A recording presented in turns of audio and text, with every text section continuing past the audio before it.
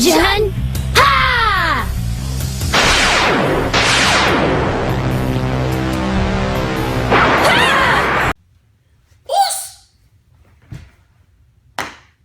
I bet.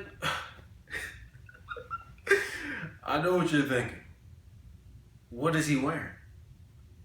Look, I'm from Scotland, okay? This is how we black folk in Scotland dress, alright? Don't judge me, it's comfortable. Anyways, so I just finished Garo, the Vanishing Line. Ooh, wee.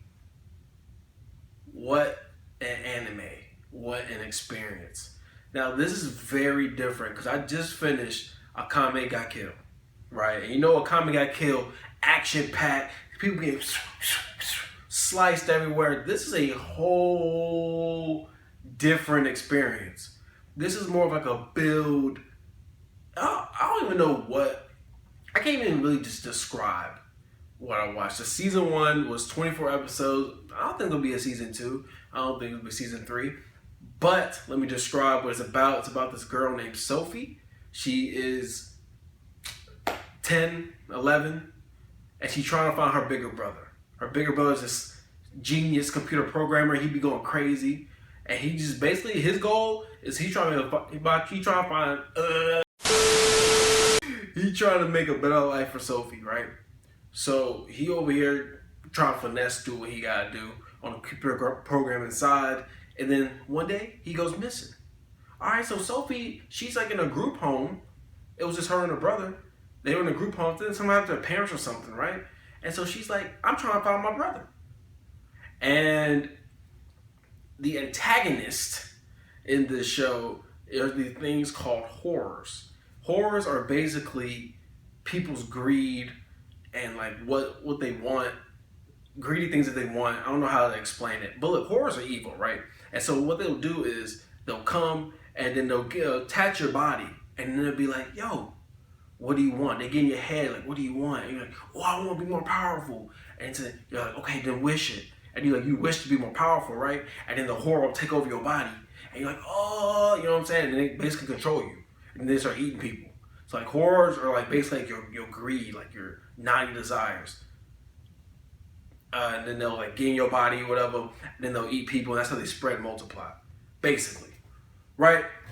So it's these group called the Makai Alchemists or something like that, I guess is what they're called.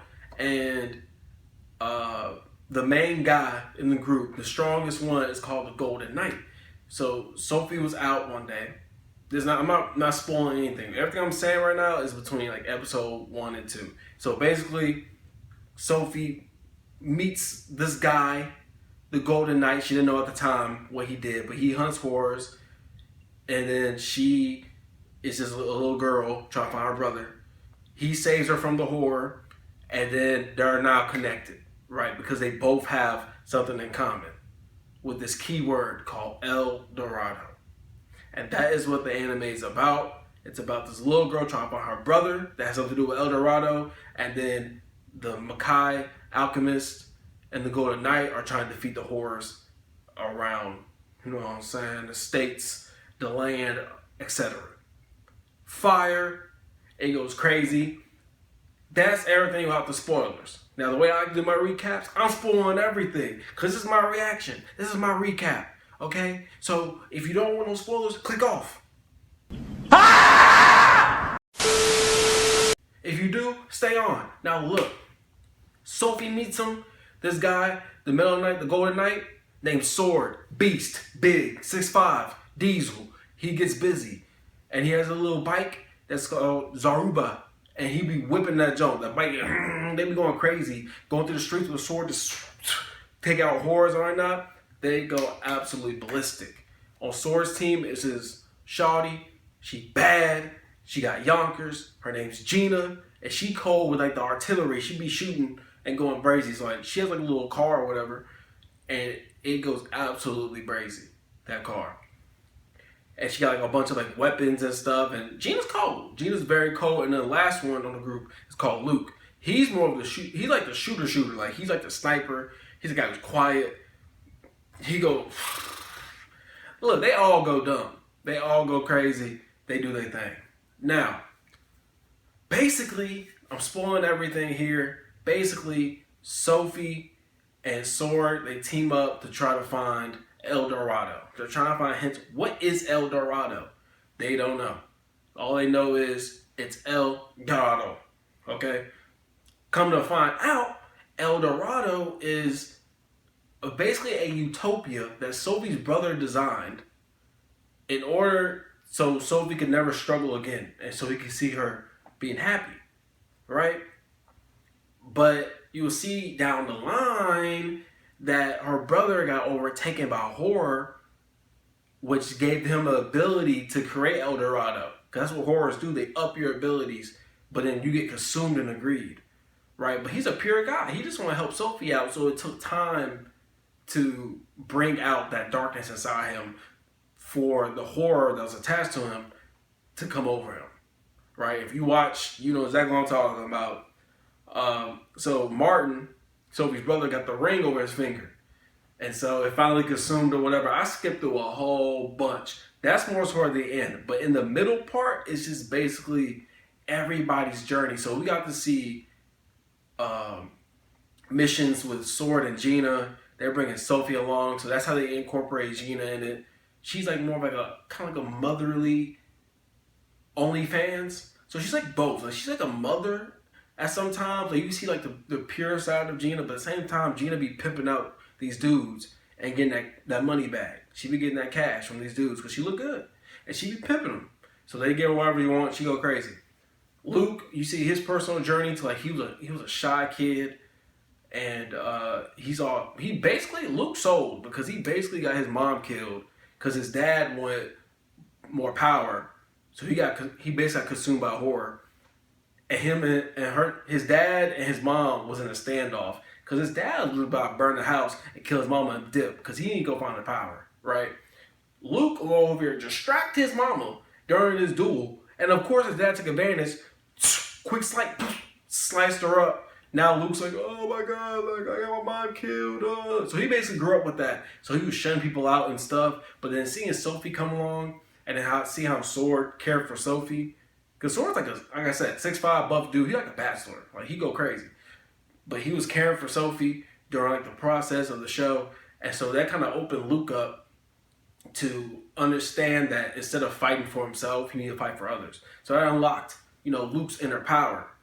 You know what I'm saying? After that, Luke went on some journeys by himself. He went crazy. He went absolutely crazy. And so, towards the end, they finally found out. I don't even remember how they found out El Dorado was a spot. I think they got from like a mission or something. Because like there was this diner that everybody meet up at, right? And I think they got from like that, if I remember correctly. That they didn't head west. And they'll find El Dorado eventually. So they do that after some missions with killing horrors. Like it was like 5 or 6 episodes where like each episode was like a horror attached to it, and then they'll show them go kill it. So it's always Sword and Sophie, because it's always Sophie being stupid, doing what she's doing in her little group home, and then she'll get in trouble somehow, and the Sword got come through and save her. That's basically like a majority of the episodes during this show. But it was still fire because like it was just like a build up. And like the action scenes were predictable, but at the same time they weren't, and they weren't like overly gory, but it still had some blood popping out, which was cool. So I rock with that because it wasn't like an overkill, but it wasn't like underwhelming. It was like just in the middle. Like you get the point. Like, okay, he slashed her up. Like we cool. That got me. Like I was like, okay, we cool. And they built up relationships or whatever. It was fire. So towards the end, what happened at the end? Sophie finally gets to El Dorado. The king, aka Martin, he doesn't know, but since his ring is attached to the king, and the king was the first horror basically who started all this. He's the guy who started all the horrors, and he's attached to Martin. And like I said in the beginning, he's just waiting for Martin to get that darkness inside him, because Martin's a pure kid. He was waiting for Martin to get that darkness inside him so he could consume him, right? So Sophie finally gets to El Dorado, and then through a whole bunch of mess and sneaking around, it's Luke, Gina, Sword, and Sophie. Sophie gets into the game. Her and Sword get to El Dorado, and they finally get to the little utopia mind frame space. They fall in there, She gets in there. Oh, I forgot. So during the missions in the middle episodes, it was a king's royal guards. He had 3 of them. Right? So to kind of find out, one was his queen, the other one was his bishop, and one was his knight. The knight ended up being Luke's dad. After he killed his mom or whatever, he left to find that power. That was Luke's dad, was a knight. So him and Sword be beefing. They be going back and forth throughout the missions and the episodes or whatever. So their main goal was to bring Sophie to the king, to El Dorado. Right? Because you would think that Martin wants to see his sister, because he basically developed his utopia and it's almost complete, but Sophie's not there to experience it. So Martin didn't even know, but he's over here telling the horror shawty, like, yo, go get my sister. But he doesn't understand that, like, he's in the utopia game, whatever. The alternate reality, he's in there. He doesn't understand that they're outside in the real world killing people. He didn't understand that. So they're just all doing that. They're all trying to get Sophie to get there eventually. Eventually, Sophie and crew gets to El Dorado voluntarily on their own. So back to what I was saying. They go into El Dorado. They go to a little mind frame. I'm drawing a blank. They go to a little mind frame, right? So the reason Sword was into El Dorado is because his younger sister was involved in an explosion, right? And all the lady at the diner would tell him is, yeah, El Dorado's involved. So that's how him and Sophie are connected, because Sophie knows El Dorado from Martin, little computer screen when he disappeared, and then Sword knows El Dorado from his sister dying. So they're both like, El Dorado? El Dorado? You know what I'm saying? So that connects them, right? So anyway, so they're both in the game. I'm just gonna call it a game. It's alternate reality. They're both there. Sword sees his little sister. Somehow his little sister is just cold. Like, somehow she's not like the other people who are trapped in the game, the utopia. And that's another thing I need to add. In this utopia, El Dorado, the people in there are only inserted when the horrors go kill them. And that's what Martin doesn't understand. He thinks, I don't know what he thinks. He just thinks people are in his game, but this whole time, people are getting killed in the real world to get put in this utopia. Their souls are trapped in this little El Dorado. He don't understand that though, because he's just in the game, just living his life. It's like a little virtual reality game. He can summon anything he wants, you know, ice cream on cue, any of that, right? So, Sophie and Sword and El Dorado, somehow Sword's sister, I still don't understand that part, but Sword's sister, say that 5 times fast, Sword's sister has admin abilities or something. Like, I don't know how she's doing that. For some reason, she's not like brainwashed like these other folks. Maybe I skipped that part, I don't know. But she was going crazy, like telling them what's up, and she was like, little virtual keyboard, she'll pop up, and she'd be typing like little cheat codes, like she in GTA or something. But she basically explained the other. Tell you something. Let me tell you. She basically explained everything to them, what was going on, right? So Sword and his little sister go somewhere else, or maybe they were popped in 2 different spots. They might have been popped in 2 different spots. I'm sorry. Let me rewind that back. Sword and Sophie fell in El Dorado. Sword fell in afterward. It's connected by a pool. Yeah, you gotta watch the show to understand. Plop in the pool. Sophie went in first, so she was separated from Sword. Sword saw his little sister. They connected. She explained everything to Sword. Sophie met up with Martin. Martin just pulled up on her. He was like, Sophie, you're finally here. And she's like, Martin, like, what's up? Like, what's going on? Like, what is this? He's like, oh, it's El Dorado. She's like, what the? You know what I'm saying? It's like virtual reality. Like, this is crazy. So, Sophie and Martin is walking around. He's showing her a spot and everything. And she looking at him and she's like, Martin, you don't understand.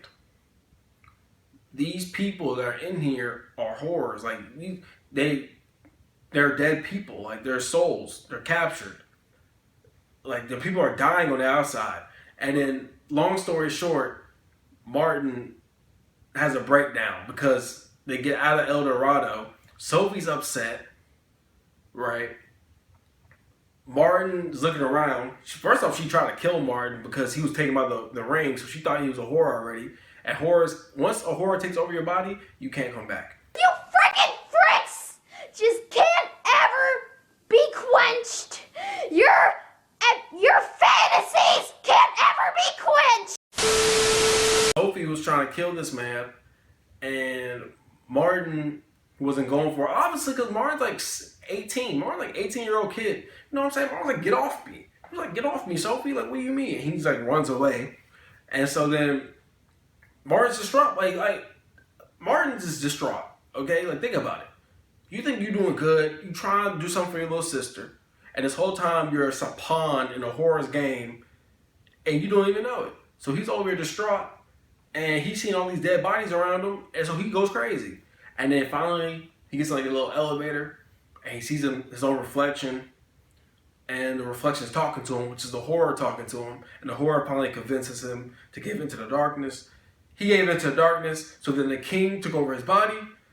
Came over. Took over his body. And the king started running shit. Right? So Sophie's distraught. She's seeing her brother get overtaken. She's like, oh, God, it's all my fault. And then, long story short, the queen fought Gina. Luke fought his dad. And then the bishop was just over here watching stuff. He didn't really want to get involved, low-key. So then Gina beat the queen. She served her up. Cold fight scene. It was so fire. Luke ended up losing to his pops. But his pops didn't want to kill him. So he just left him. He was like, all right, cool. Like, I already sliced you up. I'm leaving you. So Luke's over there, just bleeding over there, right? And then so Sophie went back into El Dorado because only her and Martin have the access to stop it. But Martin's the king. You see what I'm saying? So Martin is already gone. Like, Martin's gone. His soul's already gone. The king took over him. So Sophie has to go in a little mainframe, do what she gotta do, insert a password to stop everything. Like I said, this is a quick little run through. She does it. She ends up doing it through, her will and all that. She went crazy. She ended up doing it. Sword was fighting the king. It was so cold how he was maneuvering. This is a fire anime. This one was crazy. He ended up killing the king, right? Sword ends up getting trapped though, still, because Luke's dad wants to finish the beef with Sword. So then Sword got to fight Luke's dad, which is he's like another knight in his own way. He's like a little silver knight, a little dark knight, and he got a little gold knight. So then Sword has to beat him too. And then Sword beats him too. And then the little patches way are closed, so Sword can't get back to reality. So Sophie already popped. She already did her job. She did her job. And then she popped back into actual real world.